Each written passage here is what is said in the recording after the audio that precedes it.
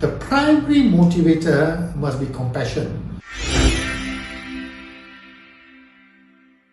Today we're chatting with Ravi Sundaralingam, who is a volunteer at a school for refugee children. Tell us a bit about yourself, Ravi, and why did you decide to get involved with this school? In 2010, I started getting involved with the refugees. I had seen these people around, but it's only when I approached them, I began to understand many of the challenges that we were facing. So my initial involvement was with a bunch of Myanmars who had established a school of about a dozen kids not very far from here, and the role was mainly to provide them with furniture, which I did. And then I realized that they needed a lot more help than that. Tell us about the Children's Training Centre here. When was it established, and about the day-to-day operations? Okay, it started around 2009. I got involved in 2010. It started off just to get the Myanmar Chin refugee community, the children to be educated, because generally they will stay in this country for about 7 to 10 years before they are relocated. So time passes by very quickly for the children, and we felt that education was very important, particularly with proficiency in English, because they usually end up getting relocated to the US, Canada, Australia.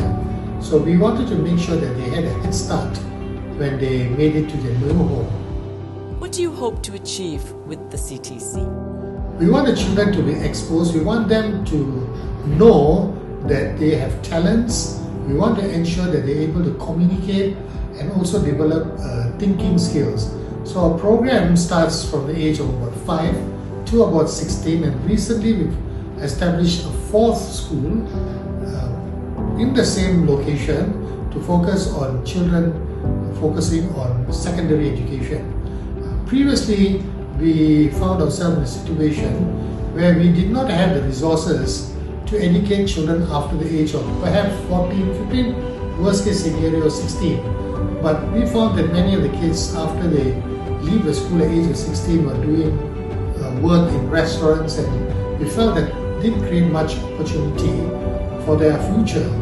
When we wanted them to realize that they could do a lot more than this, that when they relocated to the new country, they were able to communicate, and a platform would be made available for them to progress much further in life. If this centre didn't exist, what would be the fate of these children? These children would be left out.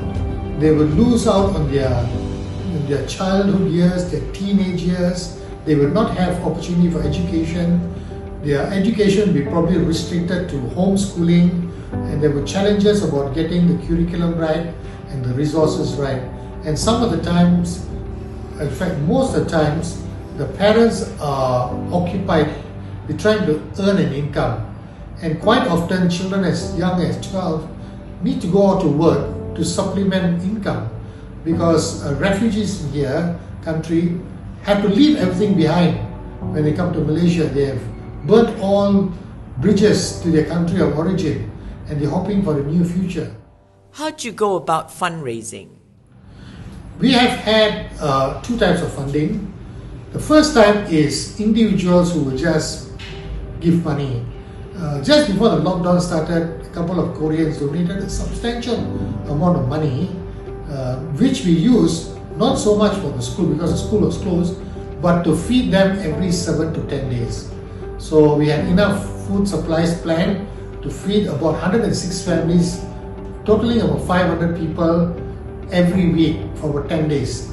And they needed that because they were in a very, very bad situation. Otherwise, that money will be used to cover the cost of the school now.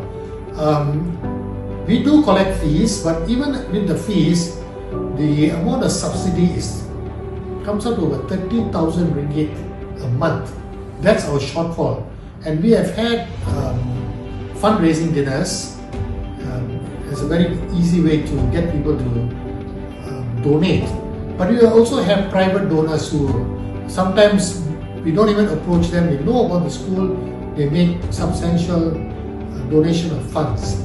That's how we continue to operate this facility. And as school grew, now we have coming up almost 220, coming up to almost 250 kids. We have had 4 shop lots. So we call them CTC 1, 2, 3 and 4 according to chronologically when they were created. So we use that to offset salaries. As the schools expand, more teachers are employed, and most of the teachers are refugees themselves. It's not easy doing NGO work, and specifically for a school, it's a big commitment. How do you keep yourself motivated, Ravi? I have compassion for humanity. I don't believe anybody should suffer. Everybody is created equal in the image and likeness of God. Therefore, everybody has to have the same opportunity. But sometimes the world that we live in is a very unjust world. And we cannot allow a situation when those who are neglected continue in their state of neglect. Refugees need 3 things: education, healthcare and justice. So what we did was we assembled a team, and I'm very, very fortunate that we have good teams, the principal, the assistant principal, the teachers, and we have a lot of support coming in from outside. But what I focus a lot on is getting the resources, funding, and also protection, because I had to deal with many cases of violence against refugees. So protection is very important. So we have also had to intervene and protect them, and sometimes even provide financial assistance, particularly if the family has run out of food. How do you measure the success of the CTC and the programs the centre conducts? Essentially what it does, we have an academic program which initially started using the Malaysian system, and now we're moving towards the American system. In addition to that, we have a lot of other co-curricular activities, for example, baking classes, sewing, music, art. What we want to do is give children a full exposure so that they can understand their talent. It's more than just pure academia. We would like them to be good in academic work, but there's always a limitation of how far they go. Some kids want to go to a tertiary level. In that case, they go off to another center that is in Sentul, Dignity for Children. That is a very much more structured, larger scale initiative, but we do what we can over here to make sure that everybody has basic communication skills. They're able to comprehend, they're able to analyze, and they're able to express. Could you tell us about any success stories about the kids from the CTC? Some kids have been offered scholarships to Lim Kok Wing University and also Nottingham University on a special program coordinated by the UNHCR and also other interested parties. They've got admission to university, and the university also has special programs where they waive the fees. What advice would you give to others who are thinking about setting up a similar NGO? Yeah. If the objective is to make a profit, I think you'll find serious challenges. The primary motivator must be compassion. You must believe that opportunities must be given to everybody. You must have love for those people who find it difficult to receive love. And that is going to be a difficult thing, because it's no longer a thing that is driven by what's in your head. It has to be something that's driven your heart, and you need to be very committed to it. It needs to be driven from inside, because you'll be faced with all sorts of challenges and you'll be continually trying to find solutions. There was a time when there was so much violence against refugee kids, and I had to take a firm stand to dealing with the issues that are coming from gangsters. So, but things have stabilized now, but because I made myself very known in this area, and so far nobody touches my refugees, so which I'm very pleased. If you had to do it over again, Ravi, is there anything that you'd do differently?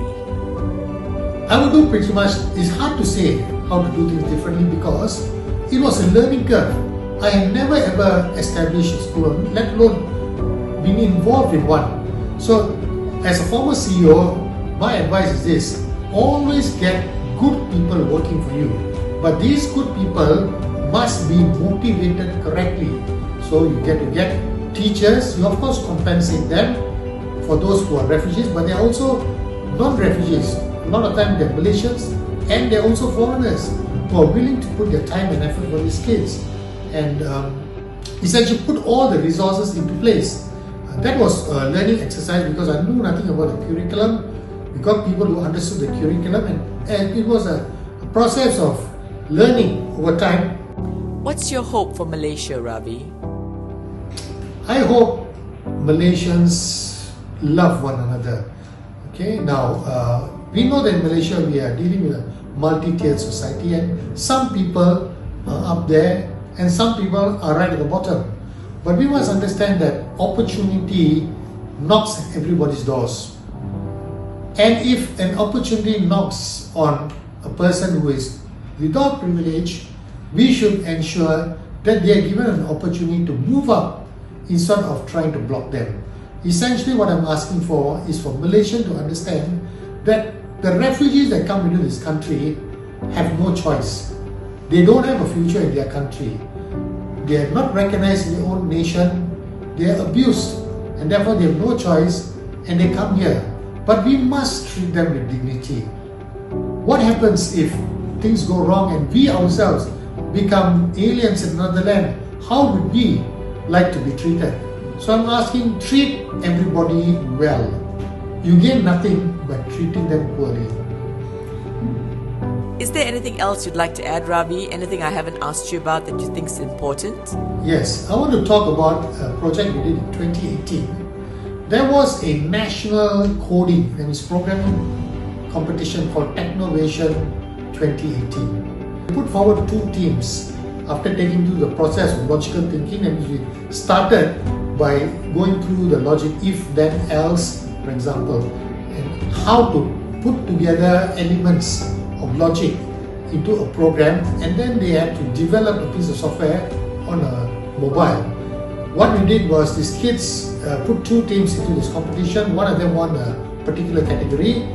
Now this was more than just coding. First and foremost, they had to understand the project that they're trying to deliver, what were the needs of the community, then they had to analyze and find the best way to deliver it, and the most important thing was to express it. They had to present the project to a committee and convince them why it is good and why it works, and what is what you would do in an elevated pitch if you were starting up a technology company. So we took them through the full process, and I'm glad to say within a matter of 6 months, for kids from Myanmar and Pakistan who had no exposure to technology, they were able to match up with Malaysians. In fact, I was campaigning in the last election, and this was one of the things I wanted to do. I wanted to extend the very same model to Malaysian B40 kids and find out if they can also do the same. But I'm pretty certain they could. If you take them to the correct path and expose them correctly, they can also do just as well.